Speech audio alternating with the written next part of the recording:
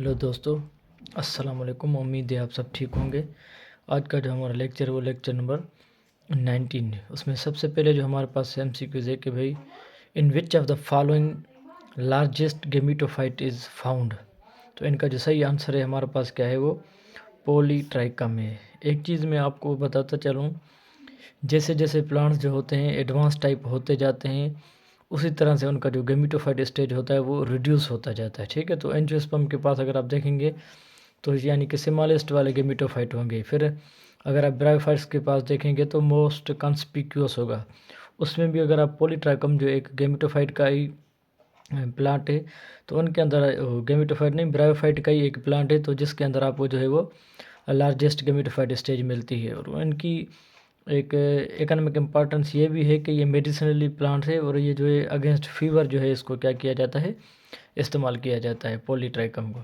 उसके बाद हमारे पास कि आयोडीन इज़ ऑब्टेन्ड फ्रॉम, तो ये लेमिनेरिया जो है एक यानी कि प्लांट है हमारे यहाँ, जो मतलब उससे जो है हमें क्या होती है, आयोडीन का जो यानी कि ये सोर्स है जहाँ से हमें आयोडीन जो है वो मिलती है। ठीक है, उसके बाद हमारे पास है कि भाई a plant having two types of haploid structures in life cycle called as।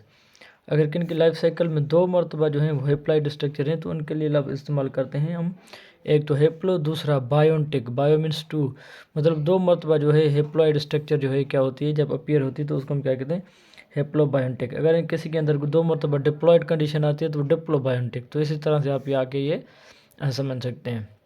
उसके बाद हमारे पास है कि भाई which is the largest scale of biodiversity. देखें, स्पेशीज डाइवर्सिटी थोड़ा लिमिटेड है, जेनेटिक डाइवर्सिटी तो उनसे भी लिमिटेड है।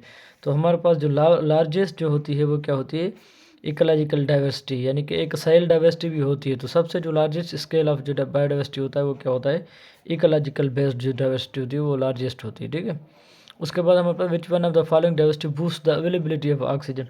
इन नीचे दिए गए में कौन सी वाली जो है वो ऑक्सीजन की अवेलेबिलिटी को क्या कर दिया, बूस्ट अप कर दी। ज़रा स्पेशीज़ डाइवर्सिटी है वो तो ज़रा कम होगी, जेनेटिक डाइवर्सिटी तो आपको पता है हम जेनेटिक मेकअप को देखते हैं।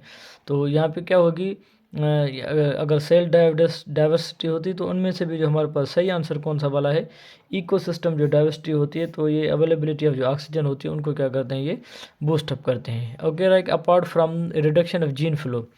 देखें, यानी कि रिडक्शन ऑफ जीन फ्लो को छोड़कर अगर हम देखें, what is the one more reason for speciation. Speciation कहा जाता है फॉर्मेशन ऑफ न्यू स्पेशीज़ को, जो वेरिएशंस आती हैं, तो उनके लिए रीज़न कौन सा बनता है, जो जियोग्राफिकल जो आइसोलेशन होती हैं वो जो है, यानी कि इनका सही आंसर है। उसके बाद है हमारे पास द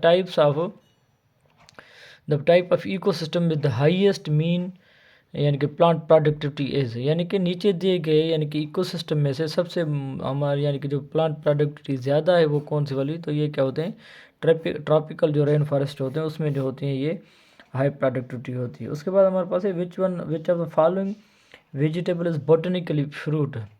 हालांकि उसको हम कहते हैं वेजिटेबल, पर बोटनिकली ये क्या होती है, फ्रूट, यानी कि ग्रीन बीन जो होती हैं ये हमारे पास क्या है, बोटनिकली ये फ्रूट है। उसके बाद है the sexual reproduction is absent in. The sexual reproduction is most जो एब्सेंट होती है वो किसके अंदर होती है, वो नॉस्टॉक के अंदर होती है। ठीक है, उसके बाद हमारे पास है कि भाई डाइकोटोमस जो ब्रांचिंग सिस्टम होता है वो किसके अंदर पाया जाता है, तो ये इनका सही ऑप्शन है लिवर बर्ड्स। वो लिवर बर्ड्स के अगर आप देखेंगे तो उनके जो लोब्स होंगे तो वो डाइकोटोमस ब्रांचिंग सिस्टम, यानी कि इसी तरह से यानी कि टू ब्रांचिंग सिस्टम जो है वो बनाएंगे, तो इधर जाएंगे भी टू ब्रांचिंग सिस्टम, तो उसको क्या कहा जाता है, डाइकोटोमस ब्रांचिंग सिस्टम। तो ये पाया जाता है लिवर बर्ड्स के अंदर। ठीक है, तो आज के लिए इतना काफ़ी, इंशाल्लाह दुआ में याद रखिएगा। शुक्रिया।